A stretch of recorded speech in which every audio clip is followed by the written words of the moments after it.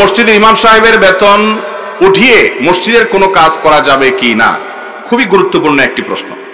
আমাদের দেশে মসজিদ মাদ্রাসার সাথে যারা জড়িত আছেন, মসজিদ মাদ্রাসার পরিচালনা করেন, এটার দায়িত্ব পালন করেন, তাদের অনেকেই এই জাতীয় কাজগুলো, এই ধরনের অপরাধগুলো অহরহ করেন, তিনি জানেনও না যে কাজগুলো অপরাধ।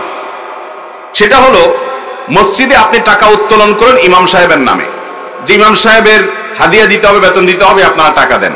অথবা রমজান মাসে ইমাম সাহেবের, মুয়াজ্জিন সাহেবের বোনাস দিতে হবে, আপনারা টাকা দেন, এই কথা বলে টাকা উঠাইলেন। অথবা ঈদের সময় আপনি টাকা উত্তোলন করলেন, ইমাম সাহেব মুয়াজ্জিন সাহেবের জন্য টাকা দেন, উত্তোলন করলেন। উত্তোলন করার পর টাকা উঠছে 20,000, ইমাম মুয়াজ্জিনদেরকে ভাগ্য করে দিলেন 10,000, আর 10,000 মসজিদের ফান্ডে রেখে দিলেন। এটা সাচ্চা এবং পরিষ্কার একটা গুনাহের কাজ। এটা মসজিদের ফান্ডে রাখা জায়েজ হবে, কারণ নাসসুল ওয়াকিফে কানাসসিশ শারিআ, ফিকহের একটি মূলনীতি হলো দানকারী যে উদ্দেশ্যে দান করবে তার উদ্দেশ্য অনুপাতে দানের টাকাটা ব্যবহার করতে হবে। আপনাকে একজন 1 লক্ষ টাকা দিয়ে বলছে, ভাই আপনি একটু ওমরা করে আসেন, আপনাকে দায়িত্ব দিল টাকা দিয়ে আপনি ওমরা করে আসেন। আপনি সে 1 লক্ষ টাকা দিয়ে কটকটি কিনে খেয়ে ফেলছেন। কথার কথা, 1 লক্ষ টাকা তো আর কটকটি কিনে খাওয়া যায় না, কিছু একটা করছেন আর কি। আপনি ওমরাটা করেন নাই, তাহলে আপনার জন্য এটা জায়েজ হবে। ওই লোক আপনাকে টাকা দিয়েছে ওমরা করার জন্য, তার মনের তামান্না একটু ওমরা করাবে কাউকে, এর সওয়াবটা সে নিবে, আপনি সেই সওয়াবটা তাকে পাইতে দেন নাই, তাহলে আপনার গুনাহ হবে। মসজিদ মাদ্রাসা যারা পরিচালনা করেন সাবধান হয়ে যান। অনেক মসজিদ মাদ্রাসার পরিচালকরা আছেন যারা মসজিদ মাদ্রাসার পরিচালনা করে সওয়াবের পরিবর্তে বরং গুনাহগার হবেন। এই সমস্ত কারণে অনেক মাদ্রাসা আছে বা মসজিদ আছে বা ধর্মীয় প্রতিষ্ঠান আছে, স্কুল কলেজও এগুলো হয়, সেগুলোতে অহরহ হয়।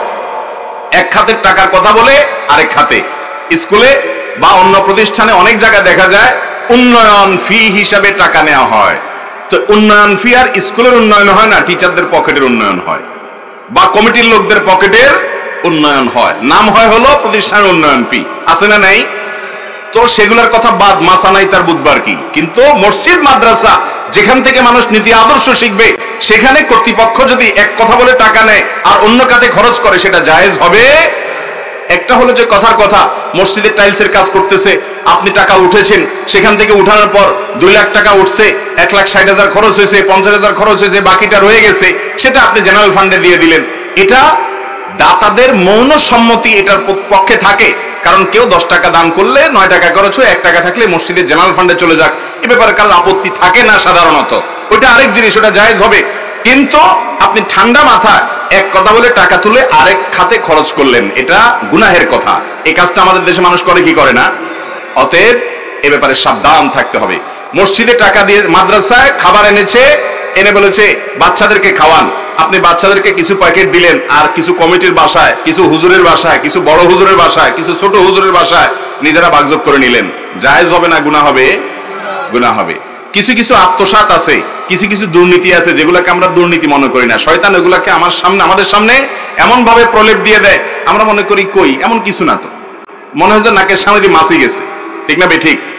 অতএব মসজিদ মাদ্রাসার পরিচালনা যারা করেন, ইমাম সাহেবের নামে টাকা তুললে, স্টাফদের নামে টাকা তুললে সেটা স্টাফদেরকেই দিতে হবে। মসজিদের উন্নয়ন খাতে নিতে পারবেন, যদি নিতে হয় তাহলে দাতাদের অনুমতি নিতে হবে যে আপনারা টাকা দিয়েছেন, এখন এই খাতে আমাদের টাকা দরকার নাই, অন্য খাতে খরচ করুন। কথা কি বুঝাতে পারছি? অথবা বলার সময় বলে নিবেন যে আমরা এই খাতে টাকা যা লাগে খরচ করার পর আমরা কিন্তু অন্য খাতে নিয়ে যাব। অনেক মসজিদে এগুলো ইন্টেনশনালি টাকা তোলা হয়, অনেক টাকা। মসজিদে কেন, এই ওয়াজ মাহফিলে অনেকে করে।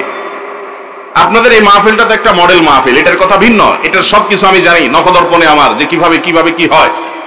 কিন্তু সাধারণত অনেক ওয়াজ মাহফিলে দেখা যায় বিশাল বড় চান্দা তুলে বক্তা সাহেবরে কিছু দিয়ে বিদায় করলো, মাইকেলারে কিছু দিয়ে বিদায় করলো, এরপর যে ফান্ডটা থাকে সেটা মোটামুটি অন্যান্য কাজে, মাহফিলের বাইরের কাজে ব্যয় করা হয়, হিউজ টাকা উঠানো হয়। উদ্দেশ্যই হয় সেটা মাহফিলের কথা বলে নিব, করব অন্য কাজ। আছে না নাই? এগুলো জায়েজ নাই। আল্লাহ আপনাদেরকে বোঝার তৌফিক দান করুন।